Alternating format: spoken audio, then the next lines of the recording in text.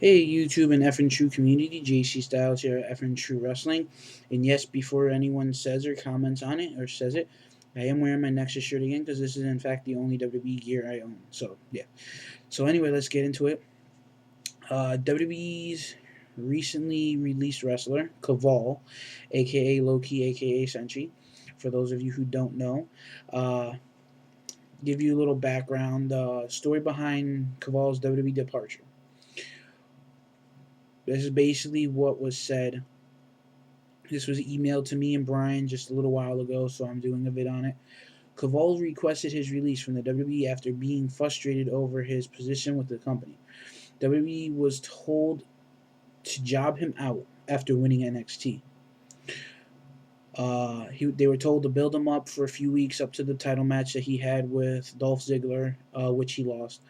Then was the creative team was told to job him out again after losing to Drew McIntyre on the 21st of December SmackDown. He asked officials if he had any backstage heat, was told no.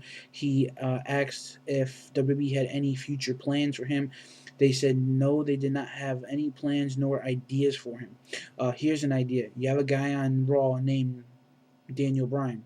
You could have put him on Raw, and you could have had them two team up, called them the Young Dragons, and have them go after the tag team titles. But no, WWE doesn't fail to realize this until later on.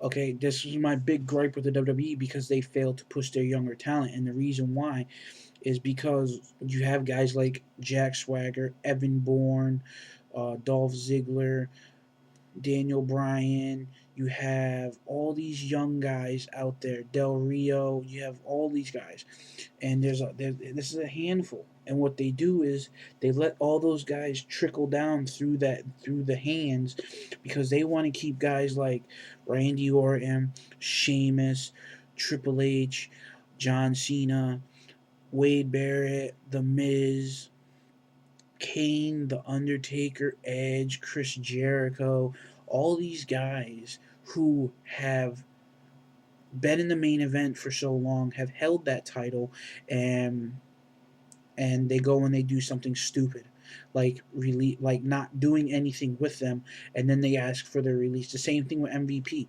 MVP was a phenomenal athlete. He had everything what it took, and they let him go. Why, I don't know. That wish that they didn't let these guys go so quickly.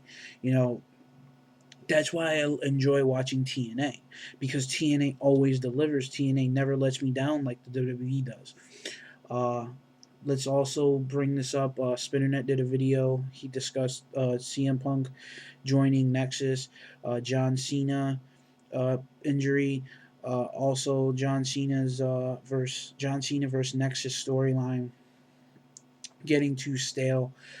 He also talked about a new WWE Diva signing, which of you who haven't heard, Kia Stevens, aka Awesome Kong, was signed to a WWE contract.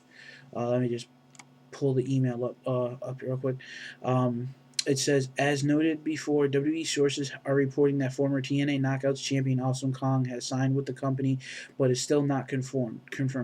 One source says that Kong was brought to WWE headquarters in Stanford about a month ago and was behind closed doors for several hours. Uh, okay, now we'll talk about this for a couple seconds. Is it good for the WWE? Yes. Well, first off, I should say, is it good for Awesome Kong? Yes.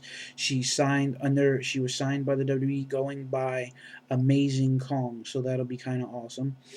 Uh, this works in the WWE's favor because you had a woman who was in TNA Knockout, who's wrestled in Japan, wrestled in Mexico, wrestled in all over the continent in China, and she comes to the States and she has great matches in TNA. And she had some great matches against Gail Kim. She had some amazing matches against Taylor Wilde. Now she's in the WWE, and we'll see what the WWE can do with her, because WWE has been failing a lot lately. And this is one thing I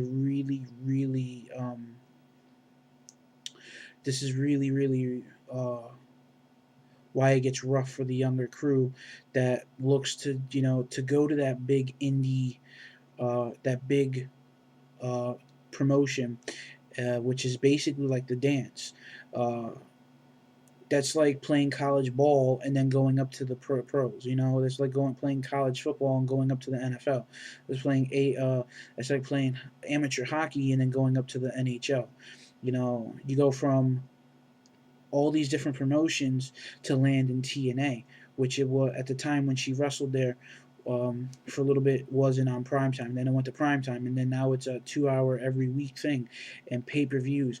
And then they go from the pay. Then she goes from TNA, and she's going to the WWE, which is bigger, which is basically the pros. And do I have a feeling that they're going to misuse her? Yes, because WWE always misuses great talent. There's so many divas in the WWE that she can wrestle with, uh, feud with.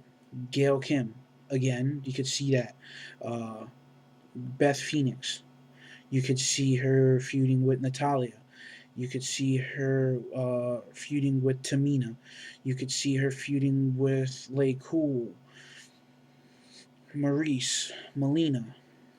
There's a handful of divas that she can actually get in the ring with and have a good match with. Will they do it? Will they deliver you using her? I don't know. Sorry, my mouth is a little dry.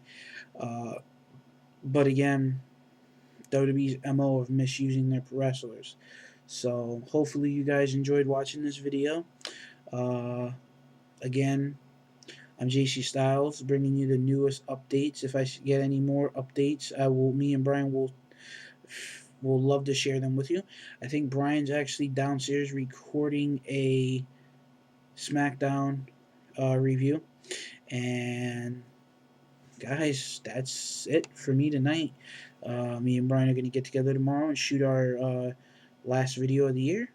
And see you next week.